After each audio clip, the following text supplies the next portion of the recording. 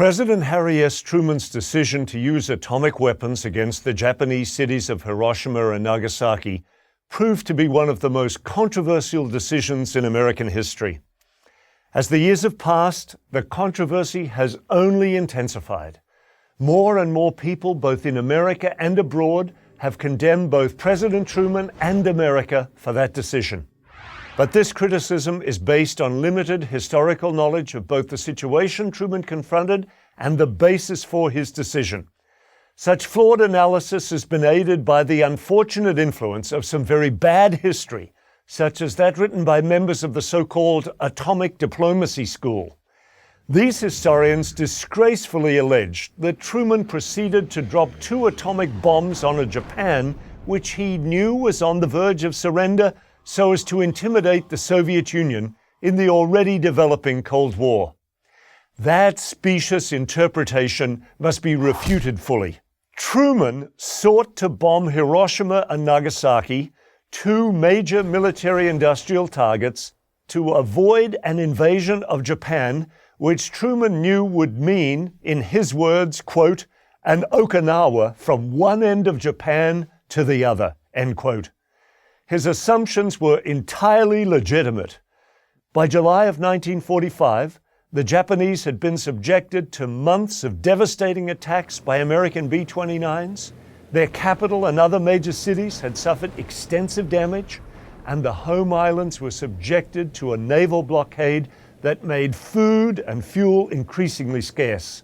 Japanese military and civilian losses had reached approximately 3 million, and there seemed no end in sight. Despite all this, however, Japan's leaders, and especially its military, clung fiercely to notions of Getsu-go, decisive battle. In fact, the Japanese government had mobilized a large part of the population into a national militia which would be deployed to defend the home islands. Confirming the Japanese determination to fight on is the fact that even after the use of the atomic bombs against both Hiroshima and Nagasaki, the Japanese military still wanted to pursue that desperate option. The atomic bombs forced Emperor Hirohito to understand clearly, and in a way his military leaders refused to comprehend, that the defense of the homeland was hopeless. It took the unprecedented intervention of a Japanese emperor to break the impasse in the Japanese government and finally order surrender.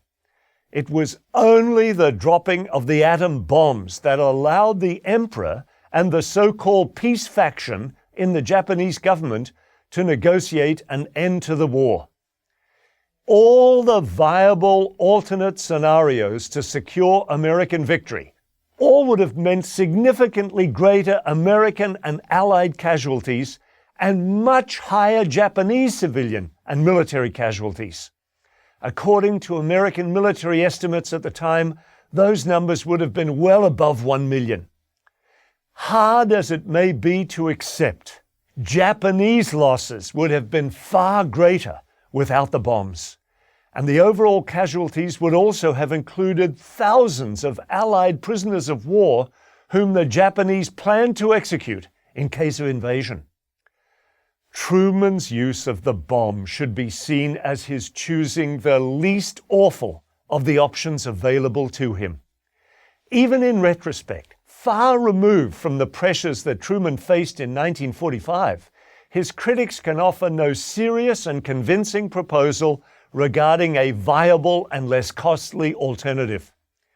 The judgment of history is clear and unambiguous. The atomic bombs shortened the war, averted the need for a land invasion, saved countless more lives on both sides of the blood-soaked conflict than they cost, and ended the Japanese brutalization of the conquered peoples of Asia. Given the alternatives, what would any moral person have done in Truman's position? I'm Father Wilson Miscamble, Professor of History at Notre Dame for Prager University.